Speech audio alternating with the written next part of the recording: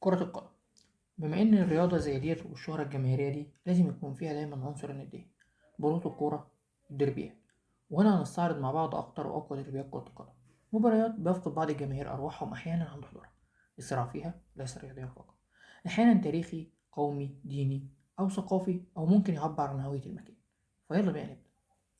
في المرتبة العاشرة معانا ديربي القاهرة أو مباراة القمة. هي المباراة اللي بتجمع بين فريقي الأهلي والزمالك، سواء كانت في الدوري المصري أو في بطولة أفريقيا. وبيعتبر الديربي ده من أهم وأقوى الديربيات. بيحوز ديربي القاهرة على اهتمام ضخم إعلاميا وجماهيريا. فالزمالك والأهلي هما من أقدم وأشهر أندية الشرق الأوسط. والمباراة ديت بمثابة البطولة بغض النظر عن مراكز الفريقين، خاصة في بطولة الدوري. وبتكون عادة مليئة بالحماس والإثارة والتعصب، سواء من اللاعبين أو من الجمهور، وأحيانا بتشهد أحداث عنف وشغب من الجمهور.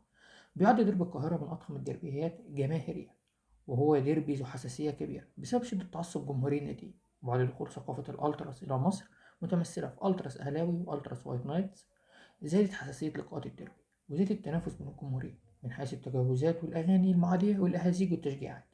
وقد ساعد ده في زيادة قوة المنافسة في مباريات الديربي.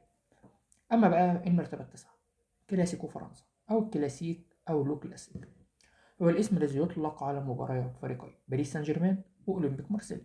هما اتنين من أكبر الأندية الفرنسية، وهناك تنافس كبير بينهم منذ أول لقاء خاضوه في يوم 12 ديسمبر 1971 في ملعب الفولبروم بمارسيليا، ضمن منافسات الدوري الدرجة الأولى في موسم 71-72. وبتوصل المنافسة بين الفريقين لأبعاد غير منافسة كرة القدم، حيث بيعتبر منافسة ثقافية وفكرية بين الشمال والجنوب، ممثلة في أهم وأكبر مدينتين في فرنسا، باريس في الشمال ومارسيليا في الجنوب. في المرتبة الثامنة عندنا المنافسة بين ليفربول ومانشستر يونايتد، واللي بتعرف باسم ديربي الشمال الغربي.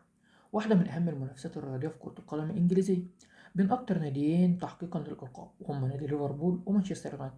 زادت حدة تلك المنافسة في الستينات بعد أن أصبح مانشستر يونايتد أول فريق إنجليزي يفوز بكأس أوروبا عام 68.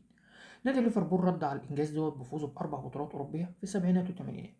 محليا كان نادي ليفربول أفضل الأندية الإنجليزية تحقيقا للألقاب المحلية، لكن بعد ما حقق لقبه قبل الأخير في بطولة الدوري الإنجليزي 1990، بعدها بدأ مانشستر يونايتد بشغل مكان نادي ليفربول كأفضل نادي محلي. بدأ بالسيطرة على الكرة الإنجليزية في التسعينات، وأصبح أنجح الأندية الإنجليزية على المستوى المحلي.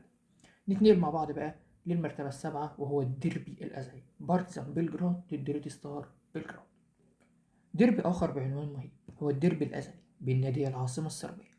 الديربي ده لا تقتصر سخونته على كرة القدم، بل بتتعداه إلى مختلف أنواع الرياضات. فالناديين يسيطرون على مختلف أنواع الرياضات في صربيا، والجماهير الصربية عامة والناديين بشكل خاص معروفين عالميا بالأساليب العنيفة اللي بيعتمدوها في التشجيع.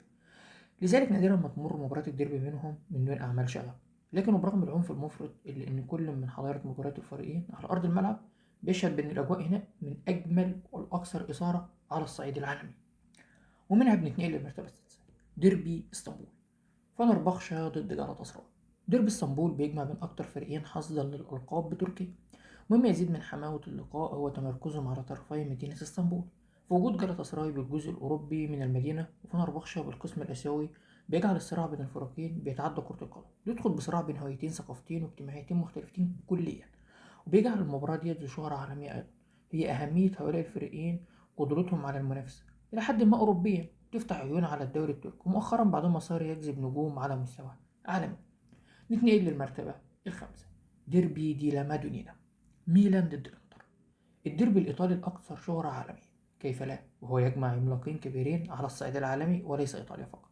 فالفريقان اللامبرديان يمتلكان تاريخ مليء بالأساطير والتقاليد والألقاب والمجد. كل ده حاجات ما بتمتلكهمش إلا حفنة قليلة جدا من الأندية بالعالم.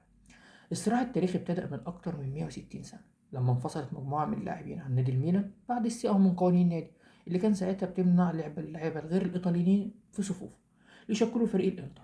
ومنذ ذلك الوقت والفريقان يتصارعان على مختلف أنواع الألقاب، محليا كانت أو خارج أو داخليا اللي هو خارجيا. المرتبة الرابعة عندنا ديربي الأعداء الأزليين، أثينا أولمبياكوس ضد باسيليوس. قد يكون اسم هذا الديربي هو الأكثر إثارة للرهبة من كل الديربيات العالم، فهو يذكرنا بتاريخ العاصمة الإغريقية المليء بالأساطير والأبطال كحال هذا الديربي تماما.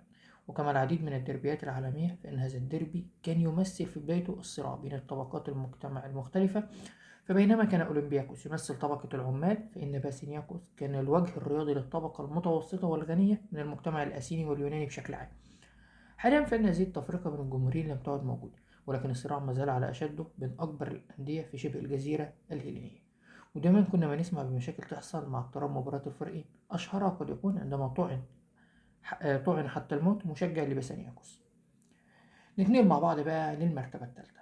وفي المرتبة الثالثة عندنا كلاسيكو الأرض، ريال مدريد وبرشلونة. التنافس بين ريال مدريد وبرشلونة بيتخطى حدود كرة القدم، وهو بيمثل الصراع بين الثقافة بين الهوية الإسبانية القشطرية والكاتالونية. ويمكن نقول إن هو بيمثل صدام تاريخي بين نظام يمثل قوى القمع والاستبداد في مواجهة حركة اجتماعية تقدمية تسعى إلى الحرية والمساواة والانفصال عن إسبانيا لتحقيق مقام خاص بها.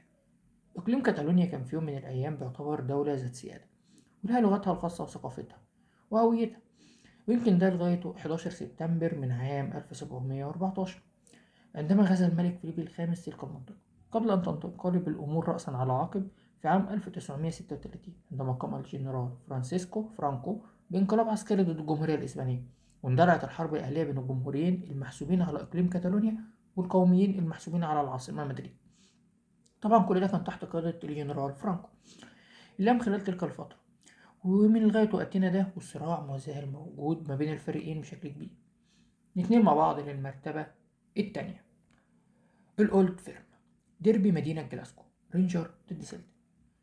إذا كانت الصراعات الطبقية وبعض الحوادث التاريخية تغذي بقية الديربيات، فالأولد فيرم بيتعدى كل الطبقات الرياضية سواء كانت طبقية أو تاريخية أو اجتماعية ليوصل للصراع الديني والقومي التاريخي.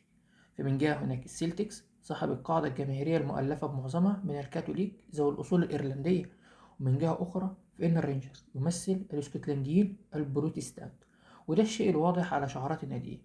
والصراع ده جعل مباراة الديربي تعتبر أحد الأشرس على الصعيد الحماسي الجماهيري سواء محليا لها في العالم. وبرغم محاولات السلطات الاسكتلندية إلى التخفيف من حدة هذه الخلافات، إلا أنه يبدو أن الجذور التاريخية المتعددة والعميقة جدا للصراع من أصعب جدا إن الواحد يتخطاها سواء لدى جمهور الناديين. كل ده مخلص ونتنقل بقى للمرتبة الأولى عندنا، السوبر كلاسيكو، ديربي بيونس آيرس، بوكا جونيور ضد ريفر بليت.